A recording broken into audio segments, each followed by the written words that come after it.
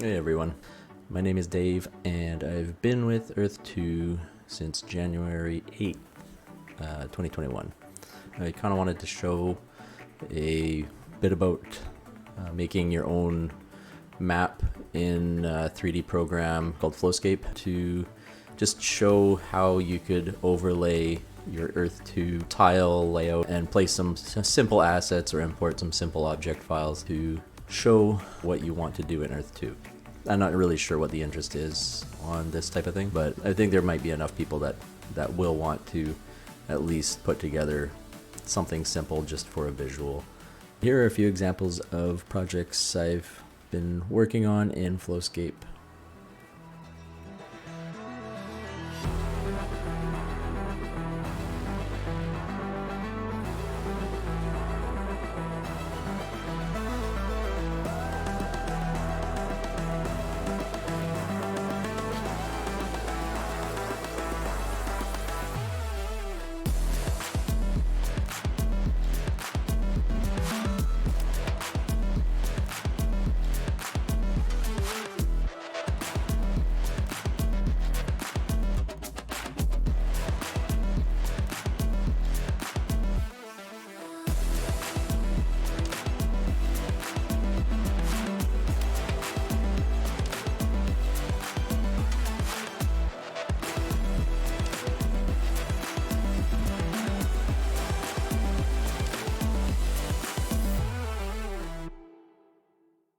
The first thing you'll want to do is download Blender.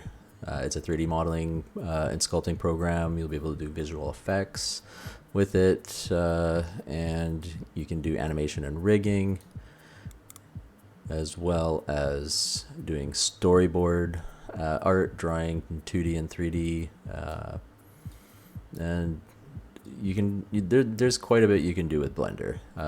It's certainly a program I've really grown to love, especially the add-ons that are made for it are usually relatively cheap for the amount of power that they bring to your program.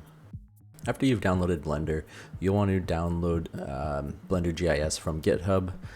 When you go to the website, you'll just want to click code and download the zip file. When you download your Blender GIS file, leave it as a zip file. You don't want to extract it because any add-ons that you will be installing into Blender will be done as a zip file. So you'll want to put that zip file into its own folder. If you plan on using Blender a little bit more, you'll want to just put all your add-ons into one folder. So all your zip files will be in that folder. After that, you'll want to sign up for an Open Topography account.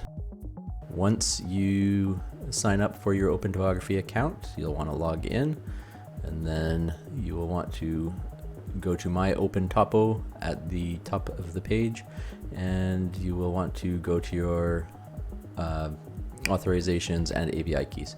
Here you will see a string of numbers that you will need to copy and paste. So just leave that open and we will come back to it when we've installed Blender GIS.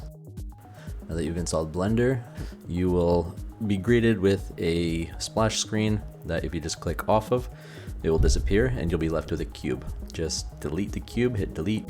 Now we want to install the Blender GIS add-on.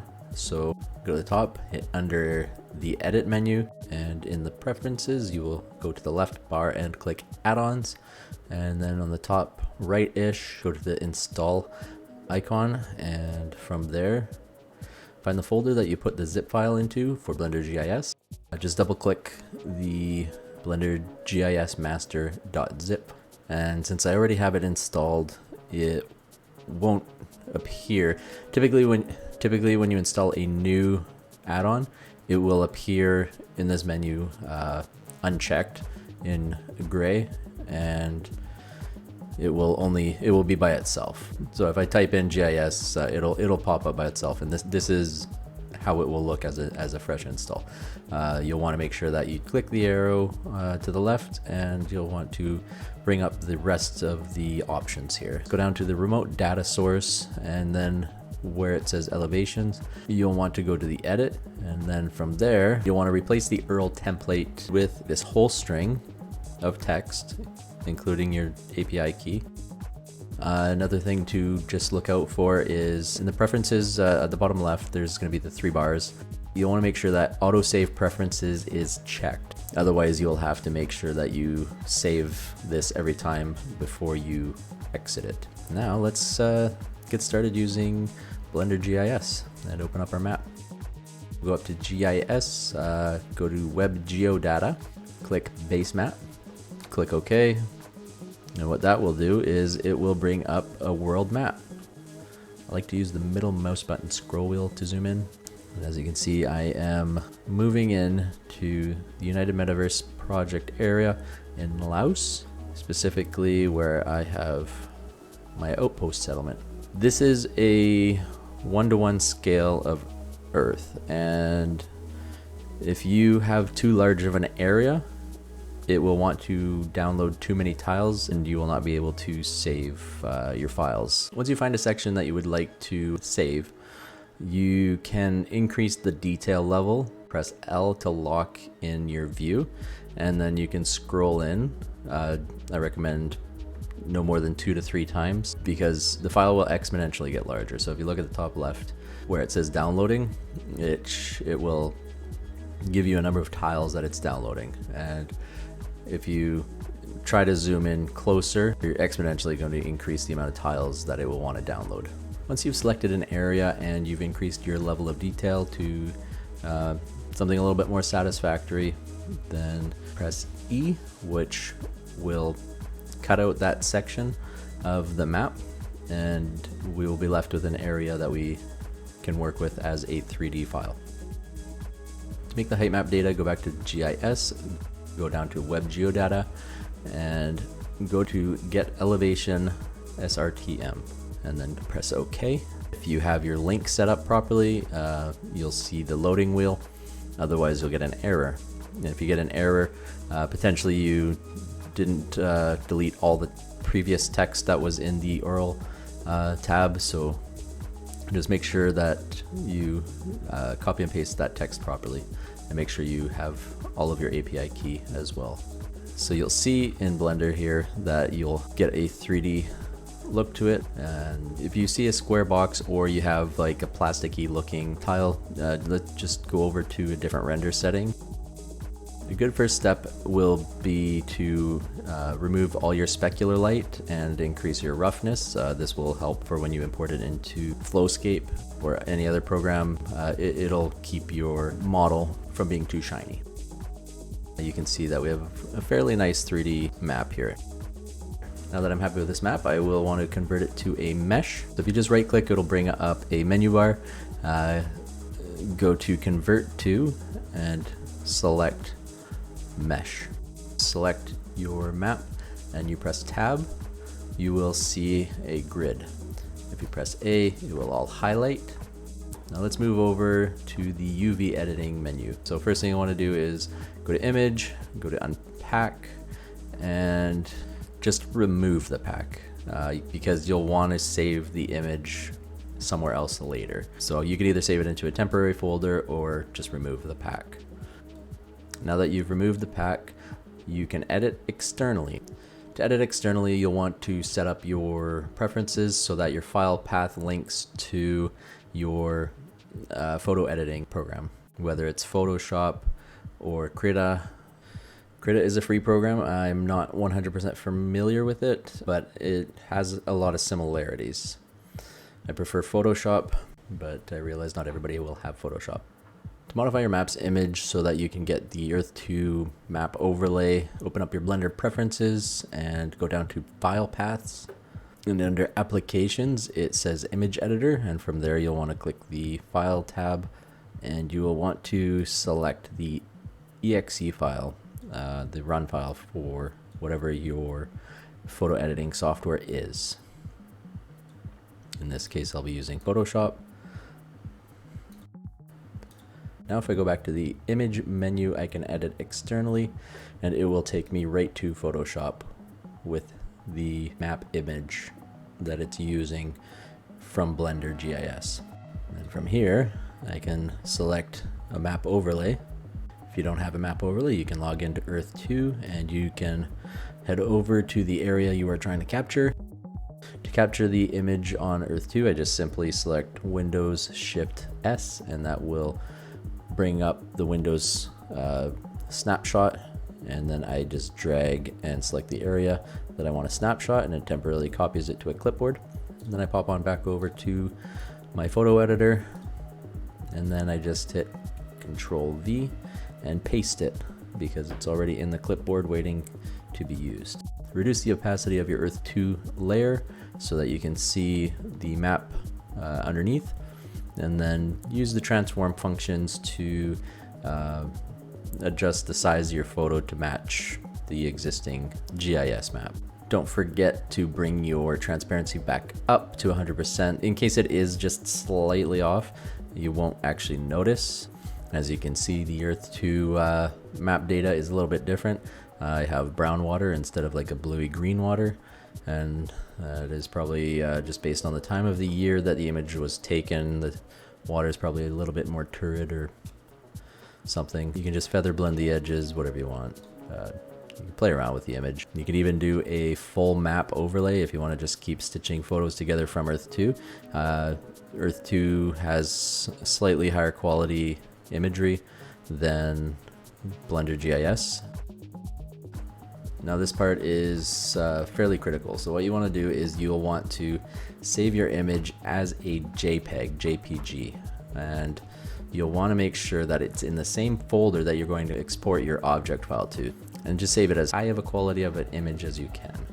Now we'll just go back to Blender and we'll go to the image menu and select replace, and we're going to load the image that you saved from your photo editor. Double click it and you'll see, if you zoom in, that that new image is now replaced. So now if we go back to our layout, you'll see that in 3D the image has been overlaid, and there is quite a high quality difference as you can see between the Earth 2 image file and the Blender GIS. Alright, now before we convert this to an object file, let's look at the size here. You can see that the area of land is about 21,000 meters wide, and that's a bit excessive. We don't want to have a 3D object that represents that kind of a scale. So what I'll do is I'll go over to the square icon here at the side, and where it says scale, I will just scale everything down to either 0.1 or 0.05. This one I decided to do 0.05. Typically I do 0.1. I found it easier just to scale everything up again in Flowscape rather than try to load in a slightly larger map. Then now that it's been completely resized, you can actually zoom back in and you can see that the details are not actually lost. And your dimensions now are drastically smaller, so instead of 21,000, I have 1,000 meters wide. Alright, let's export this as an object file. Let's go to the menu bar and select File, and then Export, and then in the drop down look for the wavefront object file and click that. When you export your object file, make sure that it is saved into the same folder as the JPEG image, or at least move the image into the same folder later. Select Export. As you can see, I have the object file, my material file, as well as the image file that I saved for the object, all in the same folder. I have more than one object in this folder. If I really wanted to keep it cleaner, I would make another folder for each object. If you double click the material folder, you will be able to see here at the very bottom, map_KD, and then the title of the image that you're linking. And it should be a JPEG file, and it should be the same title as the image that's in the folder. You can download Flowscape on Steam, and as you can see, it's around $18 Canadian. Tells you a little bit about it. And you can download it from pixelforest.itch.io, and you can actually purchase for higher than what they're asking if you want to consider donating a little bit extra to help support the developer. As you can see, the itch.io website shows a little bit more about the program, so I would recommend checking it out here. Now let's load up Flowscape. There's a little bit of a delay as it loads. It's defaulted to set up a randomly generated terrain. From here you can just clear plants, you can try a new seed and it will just randomly generate another scene. For this I'll just clear the plants. I will just go over the terrain editor and I will just select the flat tile. To import the object file that we made, just head over to the house, select import, and then it will pop up a box at the bottom and select mesh. What you can do also to have it import a little bit faster is you can bring the scale all the way down. Find your object file and then double click it and it will load in. You can maximize the scale at this point to bring it up as far as this will let you go. I'll just go to the top right widget and increase the size of the map. As you can see, I've now imported my outpost location into Flowscape. Probably the most unfortunate thing of this is there's no layers tab, so I can't lock the image. I can't lock the object, so I can delete it by accident. You sometimes can hit Control Z and undo your delete. However, I haven't had the best success with it. Let's try place a few assets. So we'll put a couple trees down. As you can see, just the default setting, it makes a fairly large tree that I really don't think matches the scale of the property. So either I can scale the property up or I can scale my trees down. And since I don't want to have too large of a property, I still want to be able to fly around in a decent speed in here. I'm going to bring the trees down. So at the top, I will just bring all of these sliders down. And now you can see that there's a drastic difference in the size of the trees. I'm okay with this. It doesn't have to be realistic, but it has to make a bit more sense than being ginormous. You can change the flow of your brush so that you can drop a higher density of trees. As you can see, it populates quite fast. You can play around with different objects and just play around, get an idea of what's in there. And if I press O, you can see that I go into orthographic mode. Top down. Now you can see I have a few towers just simply dropped in. You can adjust the height, locations, up and down, rotate, whatever you need to do. Play around with different houses, get a feel for something that kind of fits for the space. You can play around with the sun settings, you can play around with different scenes. There's quite a few options. Put in some fantasy type characters, troll, skeleton, dragon, a bunch of wolves, and of course hippos. There's got to be at least one person that is interested in putting hippos in their scene from Earth 2. But yeah, just play around, have some fun, get an idea. You can delete objects by either pressing Control Z if you haven't gone too far, or move your mouse over top of an object and hit delete. It will delete it. I'm just going to load up my Cradle Earth property. And as you can see, it will preload a lot of the main assets quite quickly, and you'll just have to sit there waiting for your custom imports. Typically the objects that I import will import in sideways and then they'll correct themselves. So as you can see, my RthK is loading in sideways, but when it's ready it will just pop into place. And my skull is already there. So this is my Raiders Reef for the Earth 2 pirates.